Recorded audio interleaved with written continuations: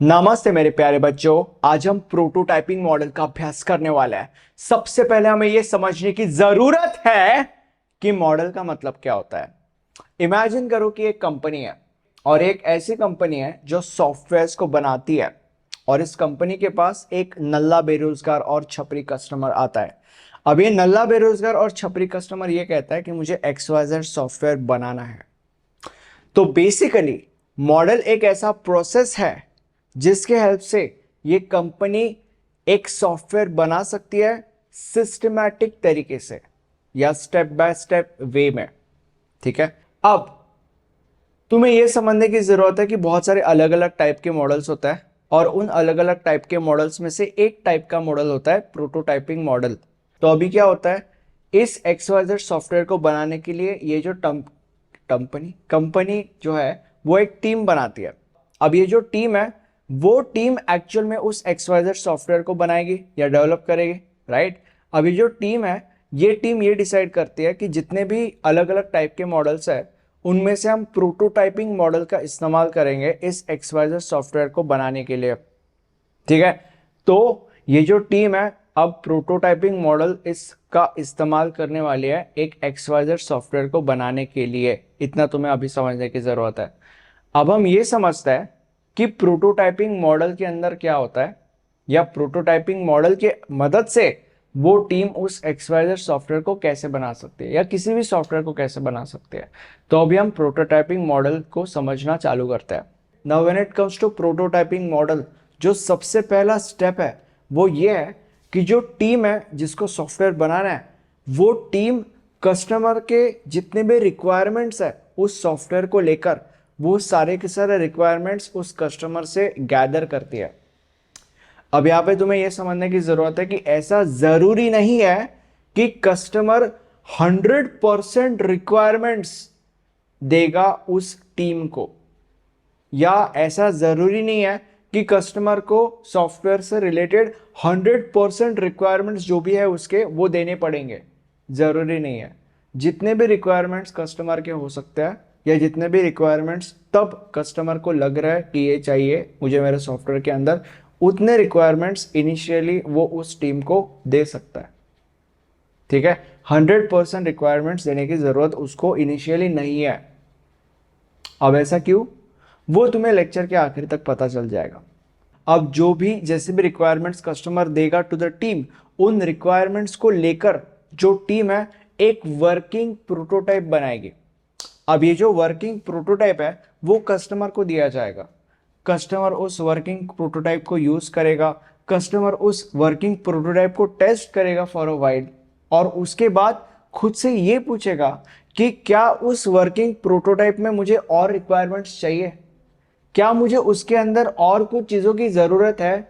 अब इस सवाल का आंसर या तो हाँ निकल सकता है या तो ना निकल सकता है। मतलब या तो ऐसे हो सकता है कि कस्टमर को उस वर्किंग प्रोटोटाइप के अंदर और रिक्वायरमेंट्स चाहिए, या ऐसे भी हो सकता है कि वो कस्टमर उस वर्किंग प्रोटोटाइप को लेकर काफी सेटिस्फाइड है, मतलब उसको और रिक्वायरमेंट्स नहीं चाहिए। ठीक है, तो अगर उस कस्टमर को ये लगता है कि उसको उस वर्किंग प्रोटोटाइप को लेकर और रिक्वायरमेंट्स चाहिए, मतलब उसके अंदर उसको और कुछ ऐड करना है या उससे कुछ घटाना है या उसमें कुछ अपडेट करना है वगैरह वगैरह वगैरह, तो उस केस में ये साइकिल वापस रिपीट होगा। मतलब वापस कस्टमर अपने रिक्वायरमेंट्स देगा, उन रिक्वायरमेंट्स को लेकर वापस टीम उस वर्किंग प्रोटोटाइप को अपडेट करेगी, उसके अंदर वो रिक्वायरमेंट्स ऐड होंगे एंड देन फिर से उस अपडेटेड वर्किंग प्रोटोटाइप को कस्टमर को दिया जाएगा। कस्टमर उस अपडेटेड वर्किंग प्रोटोटाइप को यूज करेगा, टेस्ट करेगा फॉर अ वाइल एंड फिर से खुद से ये सवाल पूछेगा कि क्या इस अपडेटेड वर्किंग प्रोटोटाइप के अंदर मुझे और रिक्वायरमेंट्स चाहिए या नहीं। अगर उसको और रिक्वायरमेंट्स चाहिए तो ये साइकिल फिर से घूमेगा, मतलब फिर से वो और रिक्वायरमेंट्स देगा एंड देन फिर से वो टीम उन रिक्वायरमेंट्स को लेकर उस वर्किंग प्रोटोटाइप को अपडेट करेगी, फिर से उस अपडेटेड वर्किंग प्रोटोटाइप को कस्टमर को दिया जाएगा। कस्टमर फिर से उस अपडेटेड वर्किंग प्रोटोटाइप को टेस्ट करेगा, यूज करेगा for a while and then फिर से खुद से सवाल पूछेगा कि क्या मुझे इसके अंदर भी और रिक्वायरमेंट चाहिए। अगर आंसर हाँ है तो और फिर से ये साइकिल रिपीट होगी और ये साइकिल तब तक रिपीट होगी जब तक उस कस्टमर के सारे रिक्वायरमेंट्स खत्म नहीं हो जाते तब तक, या तब तक जब तक कस्टमर कंप्लीटली अपने वर्किंग प्रोटोटाइप के साथ सेटिस्फाइड नहीं हो जाता तब तक।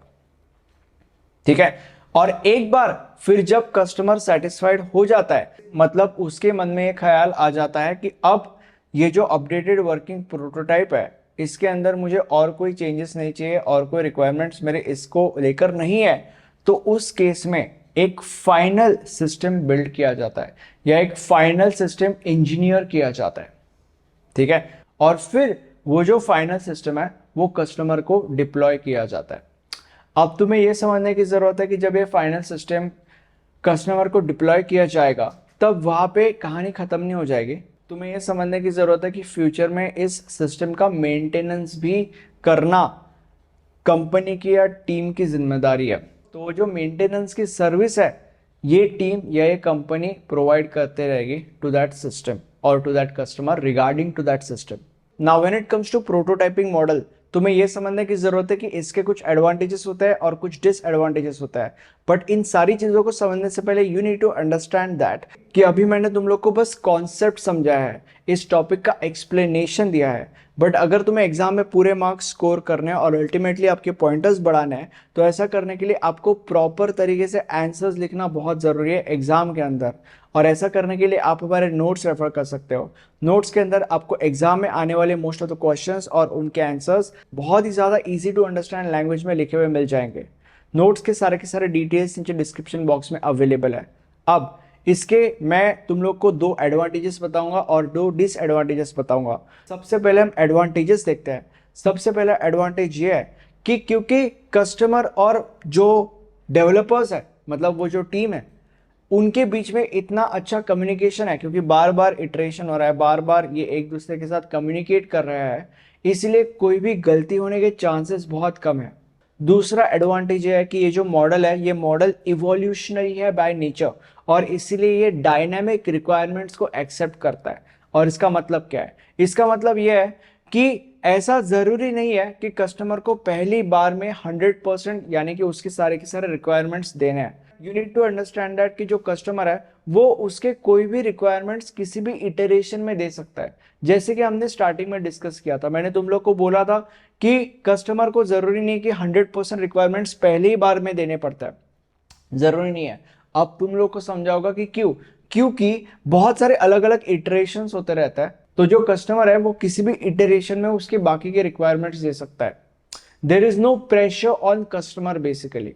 अब हम डिसएडवांटेजेस के ऊपर जंप करते हैं। सबसे पहला डिसएडवांटेज ये है कि जैसे कि मैंने तुम लोग को स्टार्टिंग में बोला था कि इस मॉडल के अंदर बहुत सारे इटरेशंस होता है और ये इटरेशंस तब तक होते हैं जब तक जो कस्टमर है वो कंप्लीटली अपने प्रोटोटाइप के साथ सेटिस्फाइड नहीं हो जाता तब तक, या तब तक जब तक उसके सारे के सारे रिक्वायरमेंट्स खत्म नहीं हो जाते तब तक। ठीक है, अब हो सकता है कि इस चीज की वजह से ये जो पूरा का पूरा प्रोसेस है ये प्रोसेस बहुत लंबे समय तक चले और इसलिए in most of the cases prototyping model takes a lot of time और इसी चीज की वजह से it is expensive as well. Now disadvantage number 2 is कि बहुत बार क्या होता है, बहुत बार जो कस्टमर है उसकी रिक्वायरमेंट्स खत्म ही नहीं होती, वो चलती जाती है और क्योंकि ऐसा है इसलिए जो इटरेशंस है, ये जो साइकिल्स है, ये बार बार रिपीट होते जाते हैं एक के बाद एक। इससे जो डेवलपमेंट टीम है उस डेवलपमेंट टीम का वर्क फ्लो खराब हो जाता है या उस डेवलपमेंट टीम के वर्क फ्लो का खराब होने के चांसेस बहुत ज्यादा होता है।